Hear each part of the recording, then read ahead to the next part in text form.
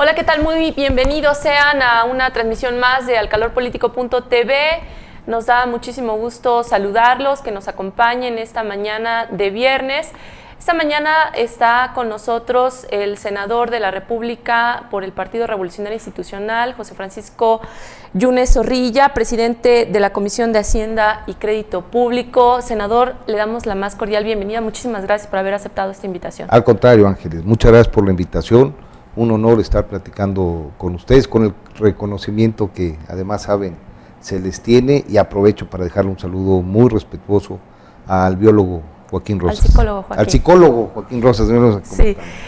Bueno, como en otras ocasiones, me gustaría comentarles, solicitarles su participación a todas las personas que nos siguen a través de las redes sociales para que nos envíen sus preguntas y sus comentarios respecto de un tema que hoy vamos a tocar, que es sobre cuál es el futuro de Veracruz en las finanzas. En ese sentido, ustedes saben que tenemos las redes sociales de Twitter, de Facebook, para que nos hagan llegar sus preguntas, sus comentarios al respecto. Y bueno, senador, pues preguntarle, hemos visto los veracruzanos que hay muchos problemas en materia financiera, y bueno, usted es un especialista en ese sentido, preguntarle cuál es el panorama que usted ve de Veracruz en materia de finanzas públicas. Es un panorama complicado, pero manejable. Es complicado, Ángeles, porque hoy, por ejemplo, el Fondo Monetario Internacional estaba anunciando una desaceleración nuevamente de la economía global en el marco de la reunión del grupo de los 20. Es complicado porque esa circunstancia está afectando también los ingresos petroleros a nivel nacional, con fuertes presiones en las finanzas públicas federales, y todos estos elementos se acentúan aún con mayor énfasis, de manera superlativa, dado el manejo poco efectivo de las finanzas públicas estatales. Entonces hay un entorno muy complicado que va a implicar generar decisiones sumamente responsables, muy bien orientadas, para darle viabilidad económica al Estado. Pero, ¿cómo estamos? Pues finalmente se habla de denuncias por una cosa o denuncias por otra, y faltan en los servicios básicos de cualquiera de las dependencias, pues al parecer liquidez para poder ejercer todo o llevar a cabo las acciones de gobierno. ¿Cuál es la percepción que tiene? Habíamos platicado en este estudio en otras ocasiones y en muchas entrevistas, senador, de este déficit que el gobierno de Veracruz tiene mensualmente. Ese es el tema. Pero sigue siendo el mismo, se ha incrementado. Sigue siendo el mismo y de manera más complicado. Y en función de este desequilibrio se van agregando condiciones muy difíciles de manejar en el ámbito de las finanzas públicas estatales. Hay un gasto de operación, hay un gasto corriente que rebasa la capacidad de ingresos del Estado de manera conservadora entre los 700, 900 millones de pesos al mes. Esto dicho y concebido en función de cierta información que ni siquiera es oficial, pero que se puede corroborar en algunas instancias y en algunos registros. Entonces, al haber este desequilibrio, el gobierno del Estado tiene que ir priorizando los recursos que vienen cortos, en casi 900 millones de pesos, sobre las acciones que más urgencia o que más demanda están manifestando.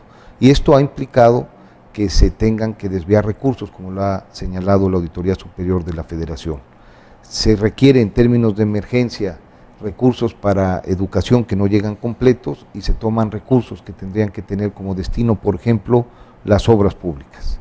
O se requiere de generar algún tipo de acción de infraestructura en el sur del Estado, y como no se tiene la cantidad de recursos que te está demandando el día a día administrativo, tomas recursos que tendrías que estar utilizando para apoyar al aparato productivo ganadero, pecuario o productor. Entonces implica que generes un circulante de recursos de manera poco ortodoxa, generando ausencias para lo cual fueron etiquetados y que por fortuna pues ya han sido señalados y descubiertos por la Auditoría Superior de la Federación, donde no cupo el reembolso, donde no cupo la solventación técnica, pues evidentemente también ya hay denuncias de carácter formal ante la Procuraduría General de la República para que se deslinden responsabilidades. No quiere decir en todos los casos que ese recurso se lo hayan robado, lo que quiere decir es que ese recurso no llegó para lo cual fue presupuestado, y esto se debe a que existe un gasto de operación y un gasto corriente de la administración pública estatal que de alguna forma implica que se alleguen los recursos desde donde lo puedan tomar, y es indebido. Constituye un delito. Claro, sí, eso es un delito, y en algunos casos evidentemente de haber, pues se confirmará el peculado, que es el robo de los recursos públicos.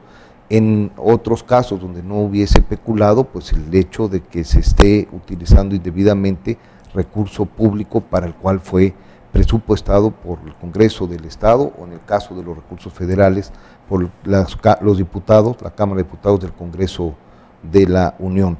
¿Qué es lo que de alguna forma se esperaba? Aquí lo comentamos, hicimos el llamado en muchos ambientes, pues se tenía que corregir ese déficit, ese desequilibrio, se tenía que cerrar esa brecha para poder ordenar puntualmente el alcance de las finanzas públicas del Estado. Senador, hubo una aprobación por parte de la legislatura local de utilizar el recurso del impuesto del 3% a la nómina para el pago de deudas. Esto hubiese llevado algunos años según algunos actores políticos. Sin embargo, la Suprema Corte de Justicia de la Nación aprobó o echó abajo esto para impedir que este ingreso del 3% a la nómina, que es de los trabajadores, sea utilizado para esto. Era previsible, Ángel, además lo habíamos platicado también en privado, en corto y públicamente. Es muy difícil que proceda la etiquetación de los recursos fiscales en términos claros, porque además pues de alguna forma es muy complicado estar cumpliendo funciones que son de día a día en la Cámara de Diputados, como es la de presupuestación para un ejercicio fiscal por legislaturas anteriores o para años anteriores. Entonces era sumamente previsible, todavía habrá que litigarlo, pero pues evidentemente es un tema que tiene que ver con el manejo de la deuda del Estado, que también ha crecido de manera exponencial. En el 2010, antes del 2004, la deuda era de alrededor de 3.500, la deuda financiera solamente, no las obligaciones en conjunto de pasivos contingentes, de obligaciones de corto, mediano plazo, de obligaciones con proveedores, con contratistas, con prestadores de servicios. De eso no hablo. Solamente la deuda que se había contratado en el sistema financiero en el 2004-2005 era de 3.500 millones de pesos, 4.000 millones de pesos, para el 2010-2011 era de alrededor de los 11.000 millones de pesos, y para el 2015 era cerca de los 44.000 millones de pesos, como está al día de hoy. ¿Por qué crece exponencialmente la deuda, Ángeles? Porque si tú te notas, en algún lapso de este tiempo, se convierte en infraestructura, pero en los últimos años ni siquiera la podemos palpar en infraestructura, y es una forma como se trataba de cerrar la brecha entre los egresos, los compromisos de pago que tenía la administración con los ingresos que quedaban cortos. La diferencia era a través de deuda, lo cual también es ilegal, seguramente, lo cual también es señalado en alguna auditoría, y también genera condiciones de presión inmanejable a las finanzas públicas, porque el servicio de deuda hoy seguramente estará ocupando alrededor del 70% de las participaciones que son de liquidez para el Estado. Entonces ahí urge una reestructura que permita revisar tasas, que permita generar plazos para poder tener liquidez, que es uno de los graves problemas que está enfrentando en este momento financieramente el Estado. Y bueno, entonces, ¿cuál es el panorama que usted avisora? Es decir, está por iniciar una administración, independientemente del partido político que sea, será una administración de 2 años. Sin embargo, en materia financiera, ¿qué le depara al Estado? Decía hace algunos días algún legislador federal que están dispuestos a reunirse ya con el gobernador electo para analizar el presupuesto del siguiente año. ¿Qué nos espera entonces? O sea, reestructurar la deuda, pero finalmente, ¿qué va a pasar? Es que son dos escenarios distintos, Ángeles. Uno es los recursos que a través del ejercicio presupuestal se puedan canalizar para el estado de Veracruz, y que en ese sentido estarán etiquetados, tendrán destinos específicos, obviamente tendrán que ver con infraestructura o con fomentar actividades productivas que generen riqueza para la entidad. Y otro tema sumamente distinto, en donde poco puede hacer la federación, son el de ordenar financiera, hacendariamente, las finanzas estatales. En ese sentido… Poco puede hacer la federación. Debe haber a lo mejor algún programa de apoyo, pero hay que también visualizar el contexto, Ángeles. Seguramente ustedes lo estarán dando a conocer el próximo 8 de septiembre, cuando el presidente de la República envía al Congreso de la Unión el paquete económico.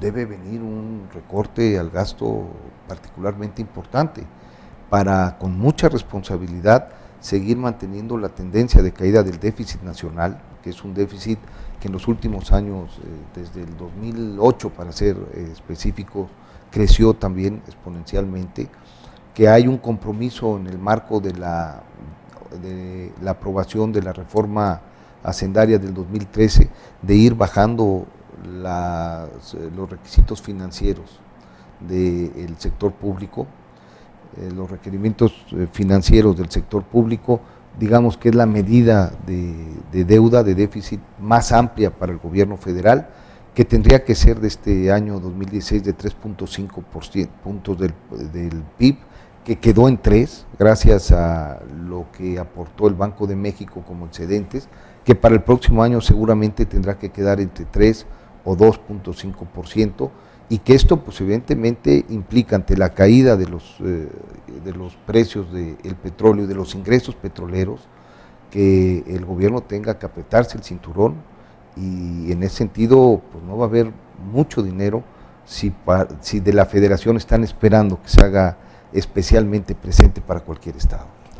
Ahora, también, Ángeles, sabíamos lo que iba a haber, que estábamos participando, sabíamos el escenario financiero, bueno, no lo conocemos todavía a detalles, a fondo, pero no nos espantemos, pero era tan evidente, claro, lo hemos platicado desde hace año y medio, que también ya debe de haber previsiones, que ya debe de haber programa, que ya deben de haberse generado soluciones, porque pues evidentemente sabíamos lo que nos íbamos a encontrar y el tamaño del desafío que tiene Veracruz en materia hacendaria, financiera y administrativa.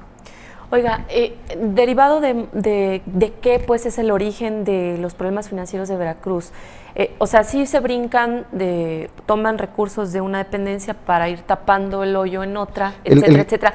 El dejar correr el gasto corriente, el gasto de operación, ¿no? El que vaya creciendo la nómina, el que vayan creciendo los compromisos de corto plazo, el que vayan también en aumento temas de comunicación social, temas de festividades, el que vaya en ese sentido el gasto corriente, el gasto de operación, ocupando cada vez más porcentaje del recurso disponible. Y entonces en una primera instancia se trata indebidamente, porque la ley lo prohíbe, de compensar a través de deuda.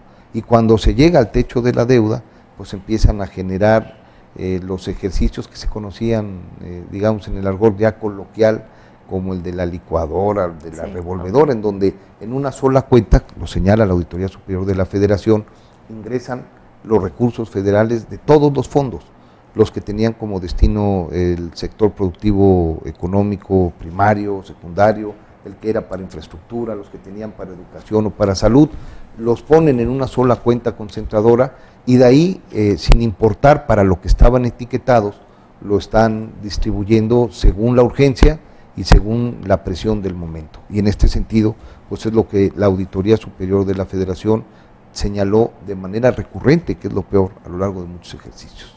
Nos preguntan, senador, a través de redes sociales, el senador ha apoyado a productores como cafetaleros y cañeros, sin embargo, algunas organizaciones exigen al gobierno estatal apoyos.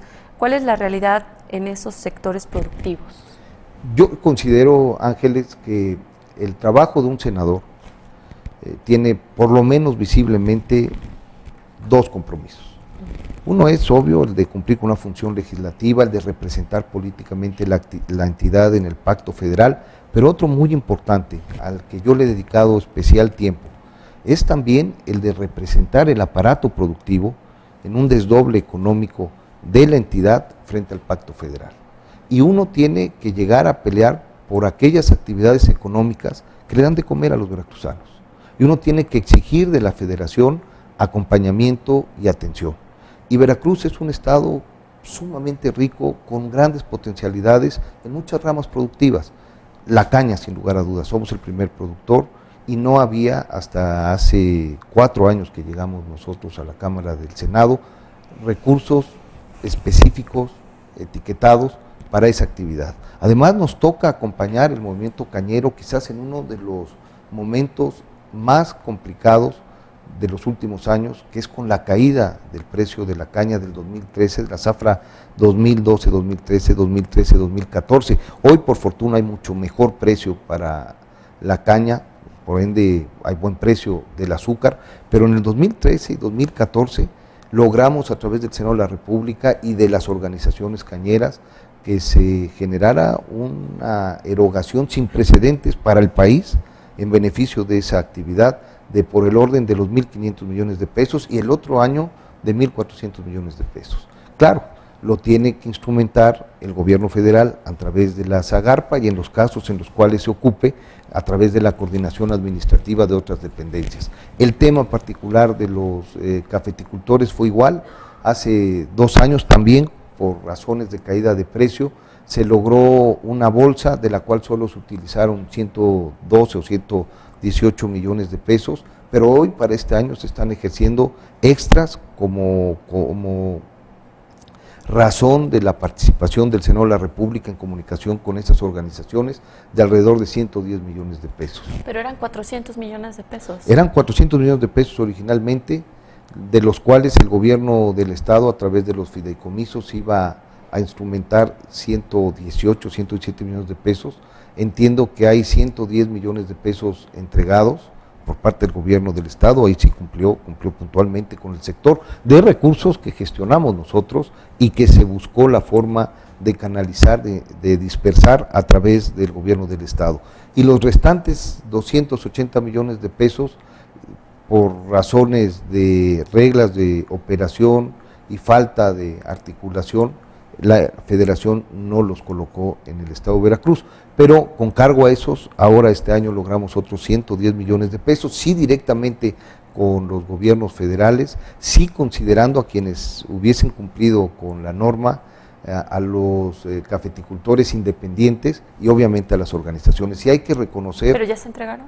Ya se están entregando, en estos días están en proceso. Yo tuve la oportunidad de platicar todavía con ellos hace 3 semanas, en un ambiente de confianza y de que va caminando puntualmente. Por ejemplo, ahora con el tema del Fondem, se logró que el comité hubiese colocado alrededor de 96 millones de pesos para el desastre o los desastres naturales del 2015, gracias a la participación y a la sensibilidad de la Secretaría de Hacienda, utilizando los argumentos de los constructores veracruzanos, logramos que en lugar de 96 fueran entre 230 y 250 millones de pesos, con el compromiso del secretario de Comunicaciones y Transportes, frente a los líderes, a los representantes de las cámaras constructoras de los estados, de que pudiesen ya ser asignados para el aparato productivo de la entidad, porque estamos económicamente en serios problemas recesivos. Lo platicábamos, Ángeles, hace un momento. La economía nacional no va como quisiéramos que fuera, pero va caminando. Pero si yo hablo de la economía nacional y la contrasto con la economía de la entidad, pues ciertamente estamos por debajo del promedio. Por razones que impactan directamente a las zonas petroleras, sin duda, pero también por razones de que el gasto público, tanto del Estado como de la Federación, y en algunos casos de los municipios, porque tampoco les llega completo, claro, pueden estar generando condiciones de desarrollo y de crecimiento. Se va haciendo un círculo ahí, ¿no? Sí. También nos preguntan, debido a la caída del precio en el petróleo, recortaron a mucho personal en Pemex y ahora aquí en Coatzacoalcos hay mucho desempleo y los trabajadores se dedican a tomar las casetas y pedir dinero de otra forma. ¿Habrá alguna reactivación económica o con otros elementos para que encuentren empleo estas personas?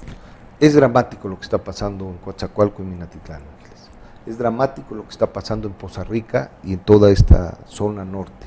Son polos de desarrollo que tenían como eje evidentemente la actividad petrolera, pero también son regiones que han aportado cantidades, sacrificio, tiempo, recursos al desarrollo nacional. Me parece que el país nos debe a los veracruzanos, pero particularmente a los veracruzanos de esas zonas, un acompañamiento puntual y estricto. Uno, celebramos que el presidente de la República haya considerado a esta zona del Istmo de Tehuantepec, entre Salina Cruz, Oaxaca, y la zona de Minatitlán, Cozoleacaque y Coatzacoalcos, en la parte del Golfo, como una zona económica especial que va a implicar, además de facilidades administrativas, un mayor compromiso de inversión y de infraestructura. Y logramos también en la discusión de la Cámara, y ahí yo tengo que asumir, por lo menos en esa proporción, parte del crédito, que el componente local, que los industriales organizados, los comerciantes organizados, los profesionistas organizados de esas regiones pudiesen tener mayor presencia y pudiesen darle mejor seguimiento en los órganos de control local y regional de ese tipo de acciones. Entonces, esto ya no tan solo se votó en el Congreso, ya lo promulgó el presidente de la República. Sabemos que ya hay encargado, estaremos esperando a quién nombran para esta zona en lo particular, pero es una alternativa a la actividad petrolera. Por otro lado, hay un programa especial de reactivación económica que sí tiene como prioridad el de articular transversalmente al gobierno federal con acciones y con obras para esas regiones donde la depresión económica de verdad es inmanejable. No sabes el grado de desesperación que se percibe en esas zonas por las consecuencias que estamos conociendo, como se percibe en la zona sur de Texas, también vinculada a la actividad petrolera, como está pasando en Venezuela, con una recesión del 7%. Es un tema de que la caída de los ingresos petroleros y la depresión económica de esa actividad, pues evidentemente se focaliza y se padece en zonas y en regiones específicas, como son las que estamos mencionando. Hay ese compromiso, el presidente no lo pudo anunciar, nosotros logramos que estuviese considerado Veracruz, al igual que Campeche y Tabasco, se empieza ya a percibir. Yo entiendo que existe ya algunas acciones, por ejemplo, en Petróleos Mexicanos, para el caso de Poza Rica, de estar cubriendo la cartera vencida, porque había una deuda también de manera importante, pero no lo pudo anunciar en virtud de la veda electoral para cuando fue, pero está ya caminando. Y por último, y de manera a lo mejor más al mediano, largo plazo, las nuevas pautas de la reforma energética, la posibilidad de que puedan más actores, a diferencia de Pemex, intervenir, generar recursos, pues de alguna manera estará también generando condiciones futuras de inversión que suplan. Sí tienen esperanza entonces los trabajadores, porque bueno, también el secretario de Energía, bueno, Pedro Joaquín, había hablado, ¿no?, de la adjudicación con las rondas, la 0, la 1, de este tipo de inversiones para Veracruz en diferentes puntos, ¿no? Y los farm out, nosotros tenemos que ver que los farm out, aun cuando tienen que pasar por la Comisión Nacional de Hidrocarburos, puedan también vincular directamente y ganar tiempo y ganar procedimientos con Petróleos Mexicanos, en otra figura, sin violentar la ley, de manera muy transparente, pero que puedan estar integrando los componentes locales, domésticos. Ha sido mi bandera, Ángeles.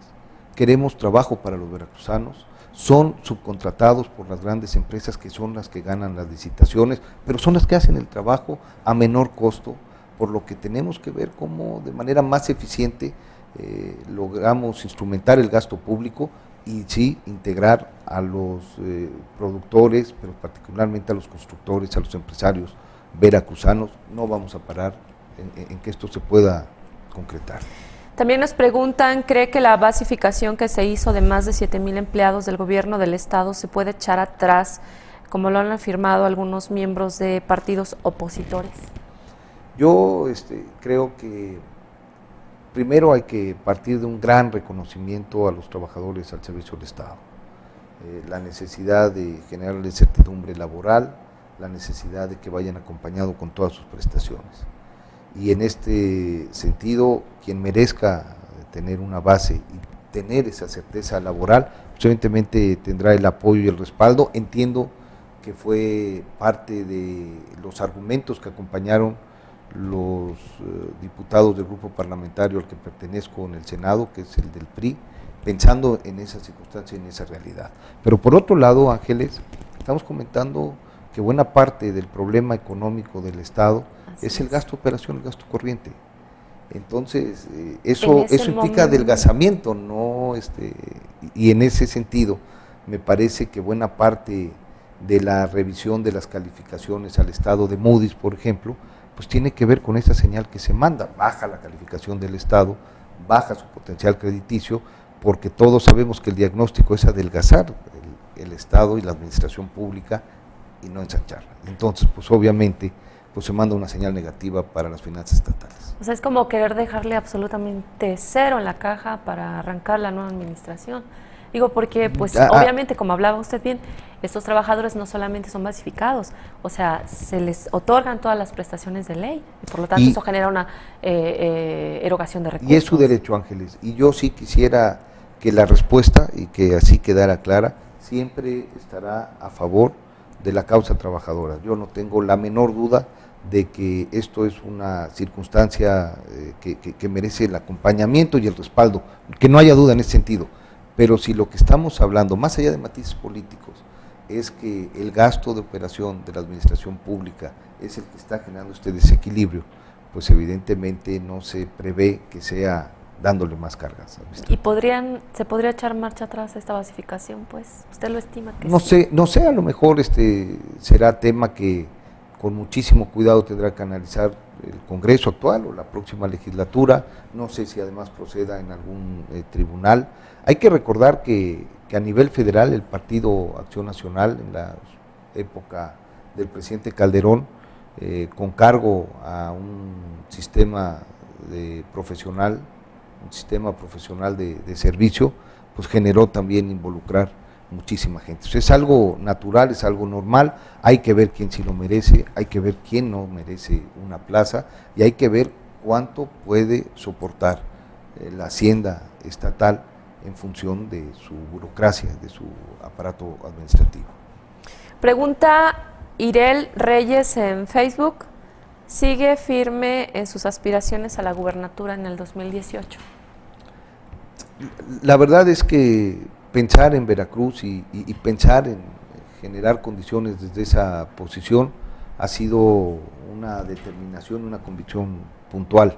Tampoco hay obcecación, tampoco hay una obsesión. A mí me parece que desde el Senado de la República estamos trabajando, estamos dando resultados, estamos esperando qué es lo que va a suceder políticamente para el Partido Revolucionario Institucional después de los resultados de junio. Yo creo que tenemos la obligación de actuar con mucha seriedad, con mucha sobriedad. Tenemos que ponderar positivamente, antes de cualquier otra circunstancia, la unidad del partido. Y en este sentido, cuando se lleguen los tiempos, a priori, Ángeles, seguramente sí estaré valorando la posibilidad de participar, y muy claro del gran desafío que tiene el Estado de Veracruz para adelante. Pero primero hay que pasar este proceso, luego hay que ver electoralmente el proceso del 2017, que es fundamental, y luego ponderar entre todos los que tengan la legítima aspiración qué es lo que más le conviene al partido para poder reinsertarse como una opción real que genere confianza en el electorado. Eso es lo más importante. Yo sé que en otras ocasiones le hemos preguntado si aspiraría de manera independiente, pero ante esta situación, ante este resultado electoral que tuvo el partido, fácil, Ángeles. ¿Sí? Hoy es el camino fácil. El PRI yo creo que goza un rechazo puntual.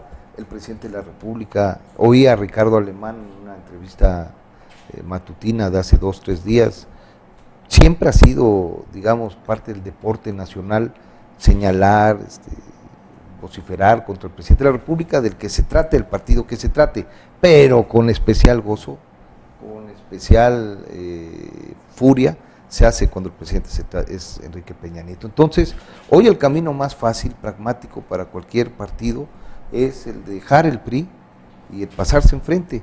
Pasa casi, tránsfuga es en la literatura electoral de ciencia política el personaje que pasa de un partido a otro partido.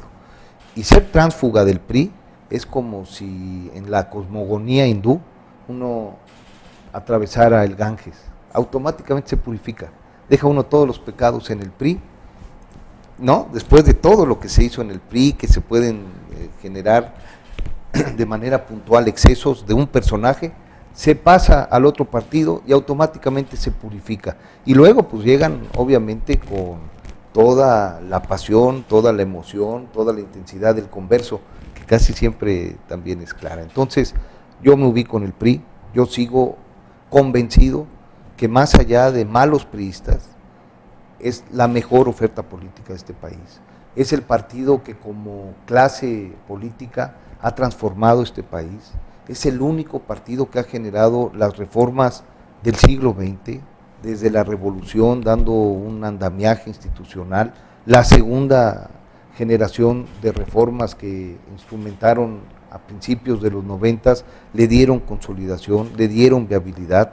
No hubo otra reforma, siempre se ponderó más el cálculo político de esos gobiernos, la popularidad, hasta que ahora hace 4 años se vuelve a generar las reformas de tercera generación, que más temprano que tarde, Ángeles, estarán dando resultados, como ya lo están dando hoy, y que le darán a este país mayores posibilidades en competitividad y en productividad. Entonces, pues yo soy un convencido de que el PRI no tiene dueño, de que el PRI no se le puede asociar solo a una persona, de que el PRI de verdad tiene una carga histórica que acredita su compromiso, su cariño por este país, su cariño por este Estado, y ahora tendremos que seguir trabajando para mandar esa imagen y estar en la confianza ciudadana, que hoy, por cierto, hay que reconocerlo, pues cuesta mucho trabajo penetrar. Pues, y a eso me iba yo a referir.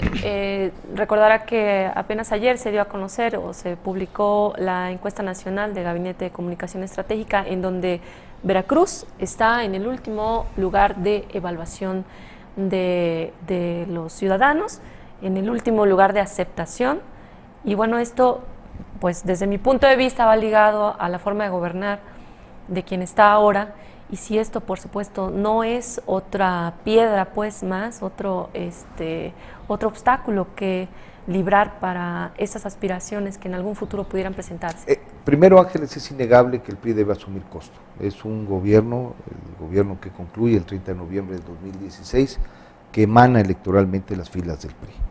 Y en una democracia, como por fortuna sucede en México, malos gobiernos generan costos políticos a los partidos. Y en este sentido tenemos que asumirlo. Ahora, sí tenemos que insistir que el PRI es solo más que una expresión, que el PRI es más que una sola corriente política, y nosotros hemos acreditado diferencias con respecto a decisiones de esta administración desde hace mucho tiempo, y en este sentido pues quedará posteriormente para que una vez superada el mal humor, la emoción, el momento pasional que se vive, pues con toda objetividad y frialdad se pueda ir colocando qué es lo que el PRI significa antes del 2010, qué es lo que ha significado después del 2010 para Veracruz y quiénes integran ese partido. Y en el PRI, como puede haber gente que ha defraudado confianza, también hay veracruzanos comprometidos, probos, con mucho que dar, y sobre todo con una convicción puntual por generar condiciones favorables para el resto de la sociedad. Entonces, ni todos los buenos están fuera del PRI, ni todos los malos están en el PRI. Ok. Preguntan si acompañará las acciones del gobernador electo Miguel Ángel Yunes Linares, y se lo pregunto textual porque dice que es su familia. Pero bueno, creo que aquí... Yo conozco al licenciado Yunes Linares, y evidentemente a lo largo de mucho tiempo la relación estaba en ese ámbito. Una cosa es ese ámbito y otra cosa el ámbito político. Y es claro que así también de origen y puntualmente hay diferencias con respecto a la interpretación política.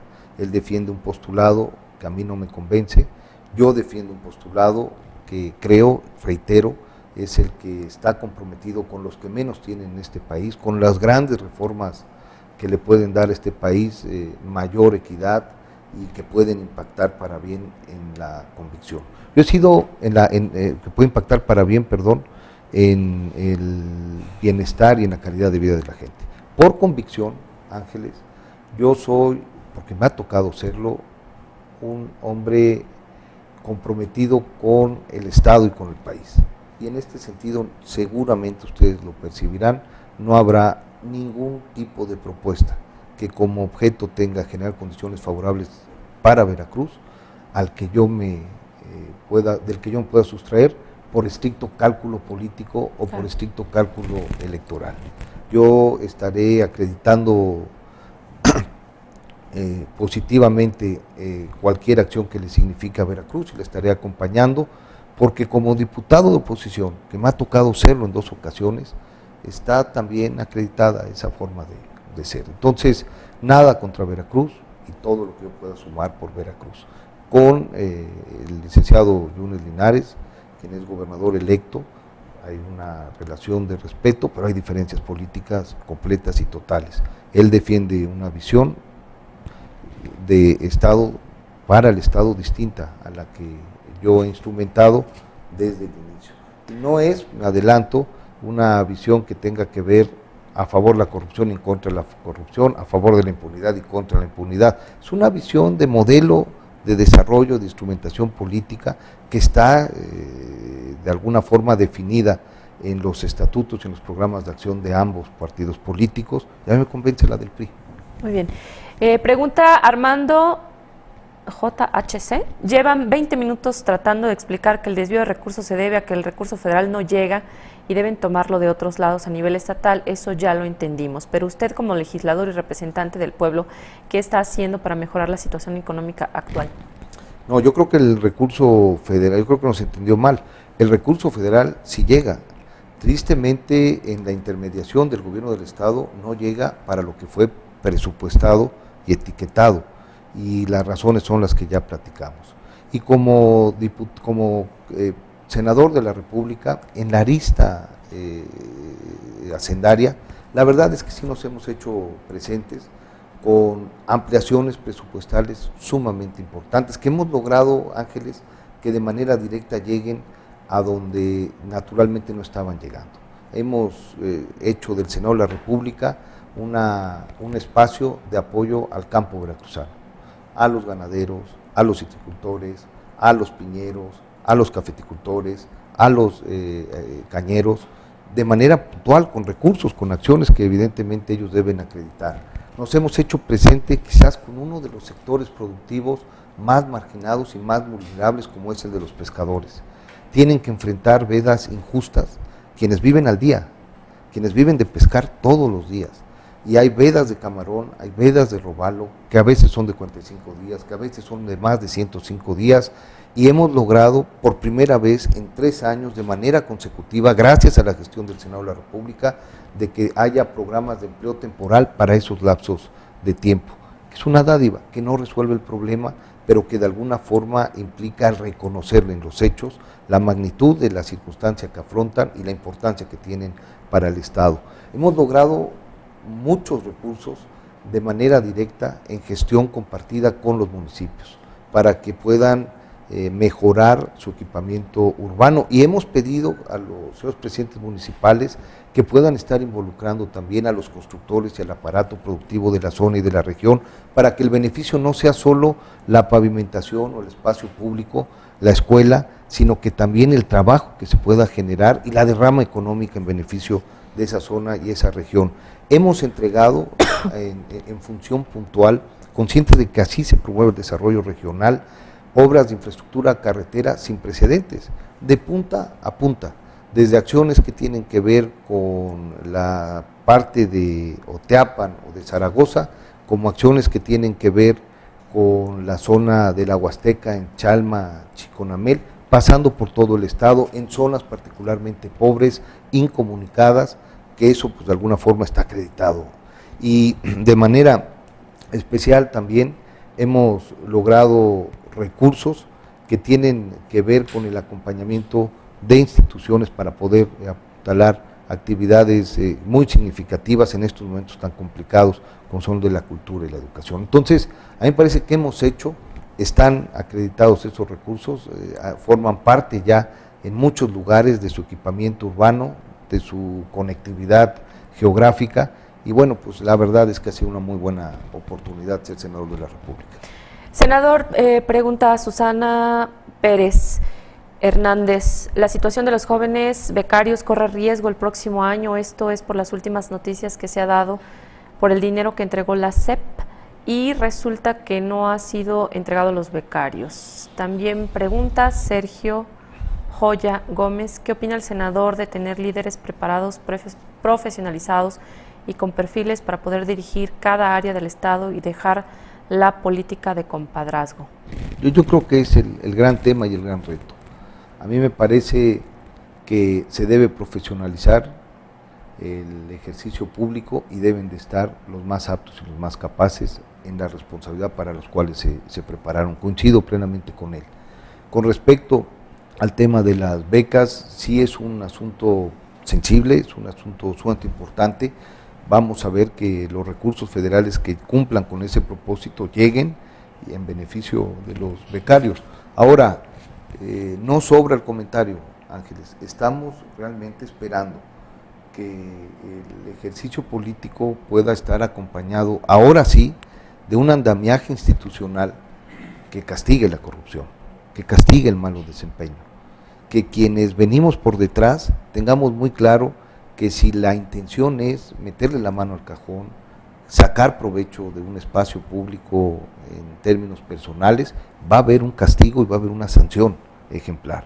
Es triste, pero los grandes capitales, los grandes patrimonios que se amasan al amparo del ejercicio público son realmente inadmisibles y lastiman con razón la credibilidad de quienes nos dedicamos de buena fe y de manera honesta a esto que es una vocación. Entonces, yo estoy muy, pero muy contento, primero, de que sí esté en el ánimo de la gente, que forme parte de la agenda pública colectiva el tema de castigar la corrupción.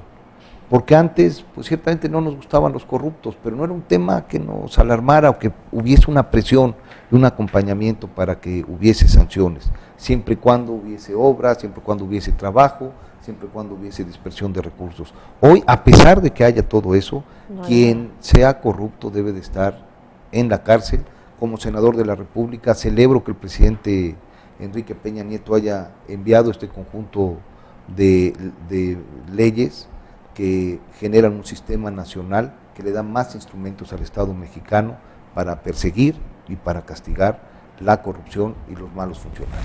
Senador, me gustaría que brevemente me cerrara ya para terminar esta participación suya aquí en alcalorpolitico.tv. Entonces, el panorama que nos espera en los próximos 2 años y este tema de las auditorías, de la Auditoría Superior de la Federación, las denuncias que hay, ¿qué va a pasar finalmente? ¿Hacia dónde vamos? Hay 2 temas, Ángeles. En primer lugar, las denuncias que la Auditoría Superior de la Federación interpuso ante la Procuraduría General de la República, que digamos tiene que ver con el marco de rendición de cuentas y que tiene que ver con desvíos, con omisiones, con uso indebido del presupuesto, y esperemos que haya sanciones de manera puntual. Pero por otro lado, también hay que reconocer, es público, que ya hay auditorías que no tienen, este tipo de denuncias tiene que ver con los encargos, no importa cómo se llame el secretario de Finanzas o no importa cómo se llame el oficial mayor de la Secretaría de Salud, si él, ostentando esa responsabilidad, tenía que cumplir con ciertos requisitos, claro. Es prácticamente a la figura, al encargo institucional, y en ese sentido me parece que ya hay avances. Esperemos que haya también sanciones de configurarse delitos o la falta. Tampoco puede haberla si no se puede comprobar, por un lado. Pero por otro lado, hay auditorías personalizadas, que ya no tiene que ver con el encargo, Sí. y que tiene que ver a través del Servicio de Administración Tributaria con los ingresos y su patrimonio, y que de alguna forma son dos tipos de investigaciones que reflejan el interés de parte del gobierno de la República de que, sin perseguir a nadie, sin lastimar a nadie, sin buscar ningún tipo de expiación injusta, sí se dé tranquilidad y transparencia al ejercicio público de los recursos. Muy bien, senador, pues le agradecemos muchísimo que haya estado con nosotros aquí en esta transmisión Gracias, de Al Calor Ángeles. Político. Gracias, Ángeles, y si quieren, posteriormente, sin abusar aquí de la hospitalidad del psicólogo Joaquín Rosas y de tu generosidad, Ángeles, y de quienes nos hacen favor de acompañar, platicar el paquete económico a nivel federal. A mí me parece que no todas son malas notas, por lo menos económicamente, en el país. Obvio, lo decíamos al inicio, creo que hasta fuera de la Cámara, en la conversación, pues la realidad económica de Veracruz no hace ver las bondades que se pueden estar identificando en otras zonas del país o en el agregado macroeconómico del país, pero creo que hay un desempeño económico que alcanza cifras en rubros tan sensibles sin precedentes. Por ejemplo, el poder adquisitivo, por primera vez, de los trabajadores, gracias a la baja inflación y al aumento de empleo formal, creció como no se había crecido desde el 2001. O sea, no se perdió poder adquisitivo, se creció creo que 1%, 1.6%, que es marginal, ridículo, pero por lo menos se paró la caída. Hay generación de empleo formal en esta administración por cerca de 2.100.000 personas, plazas. Tan solo la administración anterior fue de 750.000 en 6 años, hoy va 3 veces casi más en 2/3 partes del encargo. Ha logrado que, no obstante la caída de los ingresos petroleros, cuya dependencia en el 2002 era a razón de 40 centavos por cada peso que se gastara, hoy es de 17 y 18%. Hoy México crece a 2.6 seguramente este año, a diferencia de Venezuela, que tiene una recesión al ser país petrolero del 7%, o del propio Brasil, o del propio Canadá, o del propio Rusia, gracias a esa reforma hacendaria que hoy hace que cada vez el impacto de los recursos petroleros sea menor a lo que era en el 2012. Antes eran 40 centavos por peso, hoy son 18 centavos por peso. Entonces, me parece que las reformas del presidente, que además han acompañado por tandas, a veces un grupo parlamentario distinto al del PRI, a veces otro, le están generando un soporte económico al país en un momento internacional sumamente complicado, y hay que acreditárselo al presidente Peña. Pues lo esperamos pronto para que podamos platicar de este tema. Muchas gracias, Ángel. Muchísimas gracias a todas las personas que nos acompañaron a través de redes sociales con sus preguntas y sus participaciones. Muchísimas gracias también. Agradecer a todo el equipo de Al Calor Político que también hace posible esta transmisión, a María Viveros, que es la coordinadora de este espacio, a César Rosas y al psicólogo Joaquín por acompañarnos. Muchas gracias, buenas tardes.